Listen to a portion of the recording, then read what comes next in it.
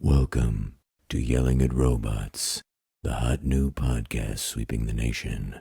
Join Ian Fosbury and J.R. Reynolds as they attempt to surf the chaos straight into Success-ageddon. Enjoy the show. Yelling at Robots, Episode 2. Oh, damn it. Okay. What is that? Scene 1, take 1, action! Welcome, folks, to Episode 2. Our agenda for today is uncertain. What will we talk about? I don't know, and I wonder if maybe we should actually make an agenda or kind of ahead of time talking points. Might make sense. I'm so tired. Might make We sense. can only sustain this for so long. It's true, like the banter, the witty banter. Well, that's not true, actually. I mean, we've been doing it for a year, every Friday. Now there's just a camera. I think we can. It's been like 2 months, man. That we feels like a year. Chatting. It That can't be true. Maybe 3 months. I'll give you 6. 6 months. Split Bring the receipts. Yeah. Did you catch any of the Zuck testimony at the California trial? Have you been following that at all? Is this another Zuck testimony? No. Yeah, this is new. This is a lawsuit. So this is the California Congress?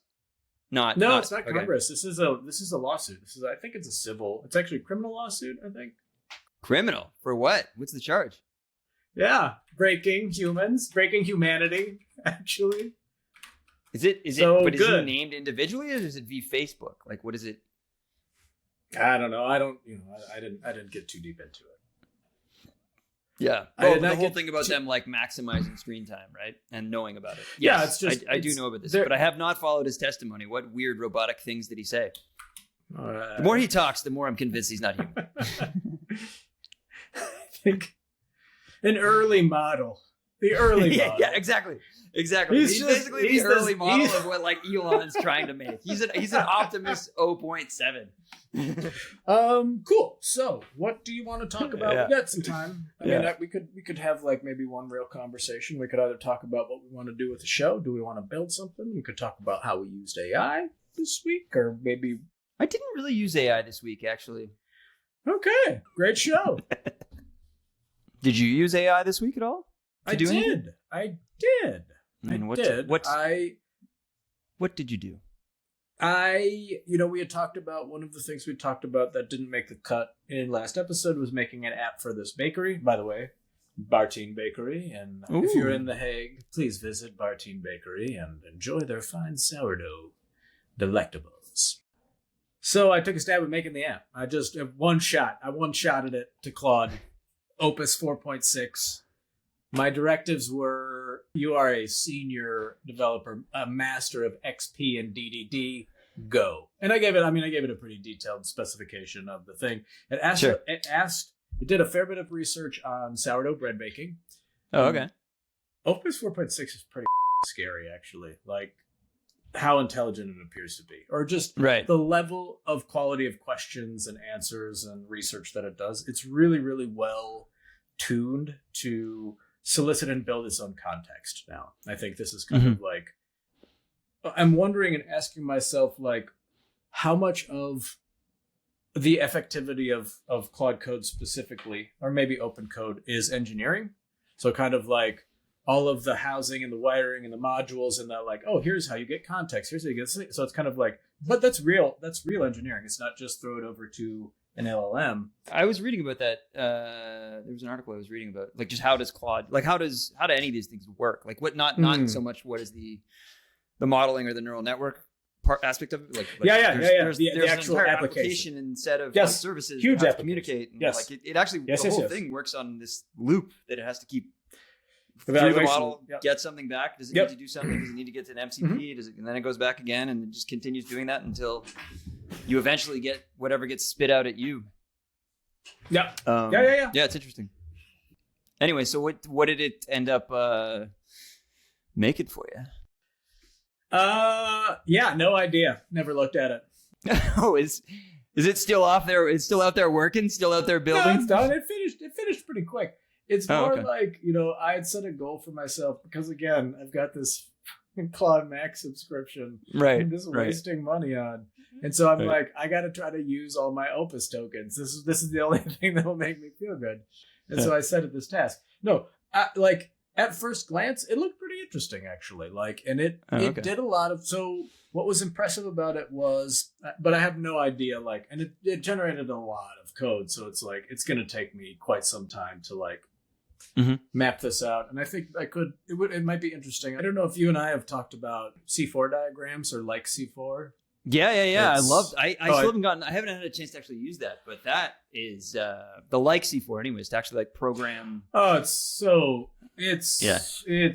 I gave a talk on it. We had an internal developer conference at Cinch, and I gave a talk on it. I'm very bullish. I'm extremely bullish on it. And it's kind of like, because, so I've been in that space of architecture, like models as code. So being basically like just describing architectural models and then having all of the views and all of the things generated from actual relationships, declared structure and relationships. For a while, but this is suddenly that paradigm is pretty perfectly expressed in my opinion, in terms of like you could get a lot of mileage out of it, a lot of benefit. Nice. And it's, everything's got an MCP server, but actually it might be a use case where an MCP server is good because now you're able to sort of programmatically have a conversation with your architectural models as well as you're doing software development. I'm not sure if what would be interesting to me is, and I don't know, I haven't played around with it, like, does the MCP server, is it read-write? So can I simultaneously be like changing my code or changing my architecture and having my models update as well? My descriptive models, how do I keep those in sync? How do I keep those related to each other? Would be, or if it wasn't, if it doesn't, you could. You could just give it access to the underlying files, right? Well, exactly. I mean, it's still just, it's so just one way text, or another, it's really, it's super structured text. Exactly. But it's a space where, this is kind of a real area of interest of mine in terms of, just like, how do we maintain situational awareness? This also for me could be really relevant as we delegate more of our work to AI or agents, because we will be working more in a higher level of abstraction, at least for a lot of parts where it's like, it's less important to me that everything's exactly right inside of this abstraction layer.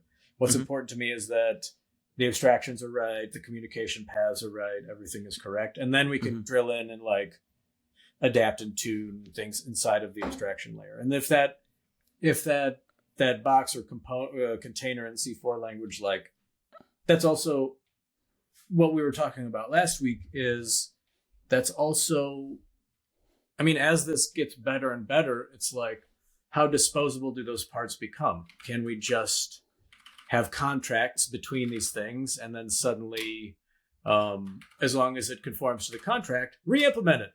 Oh, you know what? This needs to be faster. Re-implement that in Rust, or and adhere to the contracts.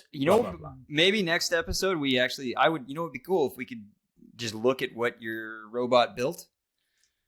Okay. So don't look at it before then. Okay. Yeah, great.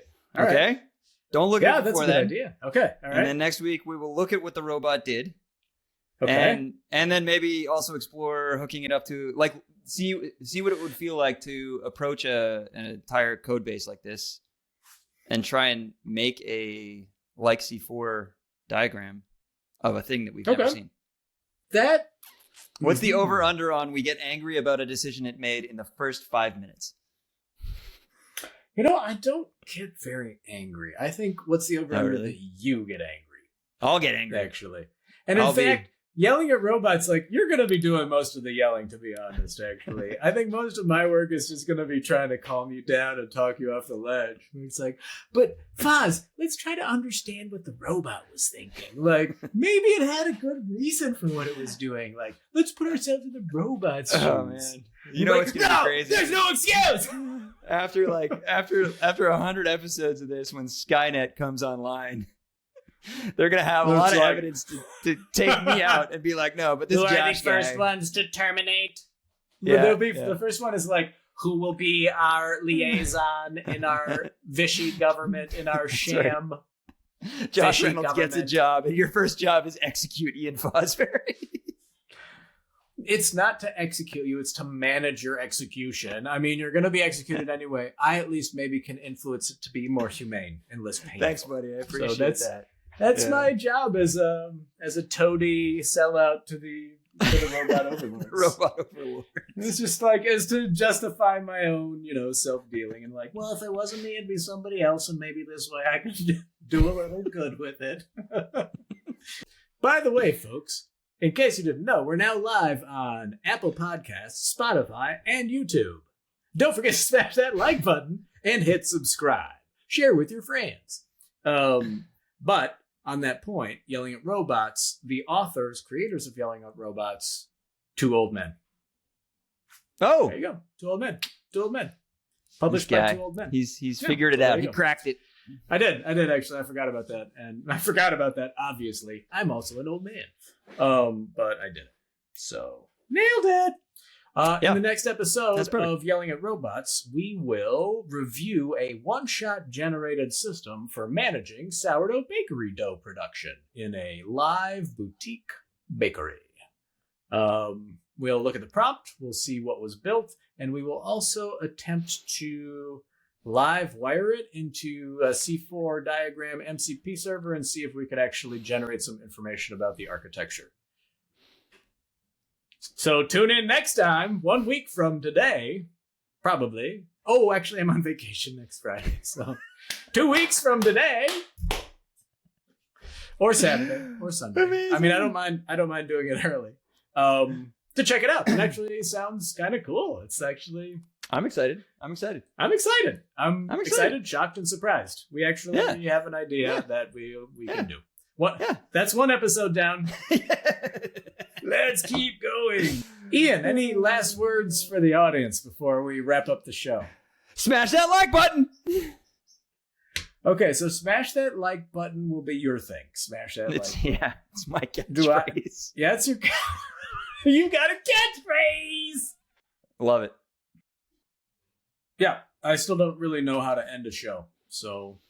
No, that's folks. That happens in post. That's like my work is just starting, motherfucker. Okay, like that happens in post. That's the scumbag editor's problem. By the way, folks, that's me. I'm the scumbag editor. It's my problem. All right, folks, thanks for joining. It's been another fun episode of Yelling at Robots 1 or 2, depending on if you're 0 index or 1 index. Until next time, I'm J.R. Reynolds, a.k.a. Josh. And I'm Ian Fosbury, a.k.a. Foscodes? Wait, but you go by Foscodes? I just call you Foz. You want me to call you Foscodes? Oh, yeah, you can go by Foz. Yeah. No. Foscodes everywhere on the internet. Ah, fuck. Okay. No, call me Foz. No. Call me Foz. It should be Foz. I should have said Foz. That's a wrap! Nailed it.